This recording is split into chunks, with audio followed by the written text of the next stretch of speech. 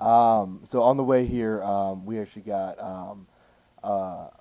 or we had a run-in with the 5-0 coming here in King County, Colorado. Have you guys had any run-ins while on the road that you would like to share?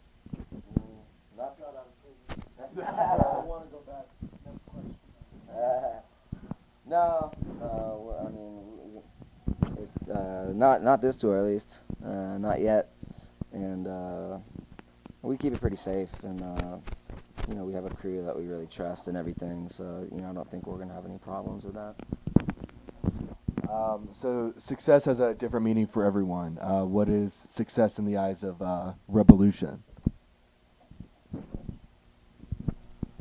Um, to tell you the truth, that's a really good question. It's like if we stopped now, we'd be really satisfied, even with what we've already done and been able to do, because not everybody is in this situation, and I think we all love music in general. So to be musicians and to be a performer, pretty much almost every night, is pretty incredible. So we feel like you know we've made it in that sense to make a living off it, at least right now. I don't know what it's going to be like in the future.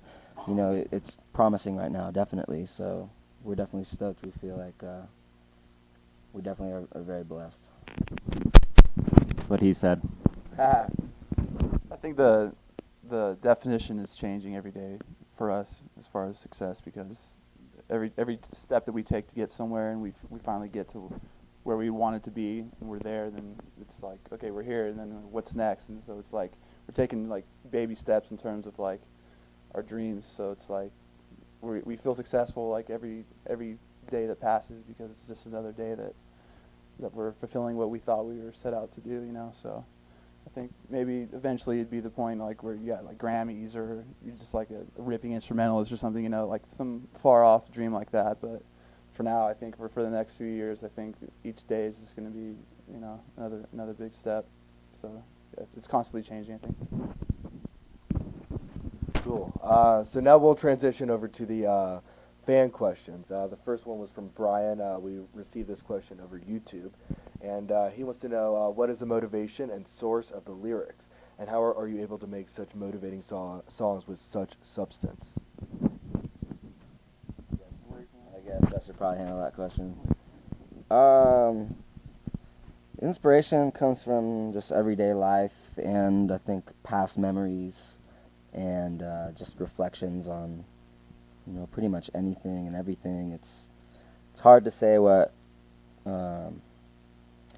it's hard to say exactly what inspires me to write lyrics. I definitely uh, have grown a lot, I think, with writing lyrics, and I never thought of myself as a lyricist before.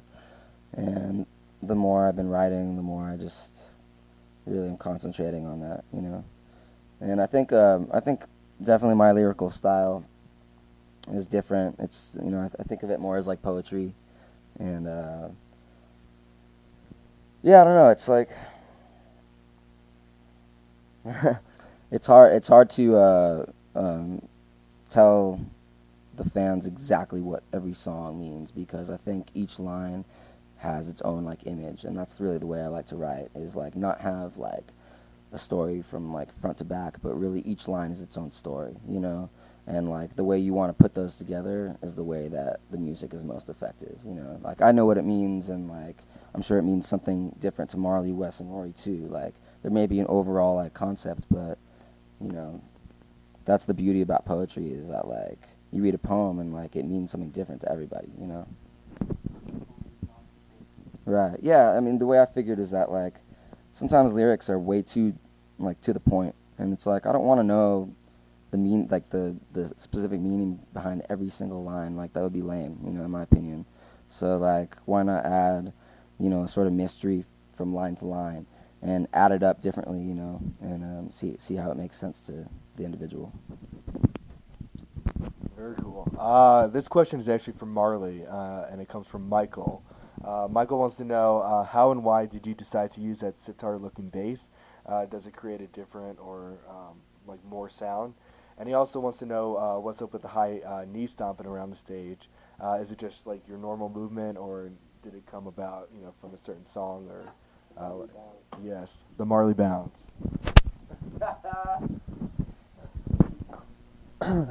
Well, Michael, the bass guitar that I play is inspired by one of my favorite bassists, a gentleman named Flaba Holt from Israel Vibration. A lot of Jamaican bass players use the headless. It's derived from the Steinberger bass that was made in the 80s in New York, and I really like the style. I like having a small bass instead of a big bass. You know, it's cool to bring something different to the table.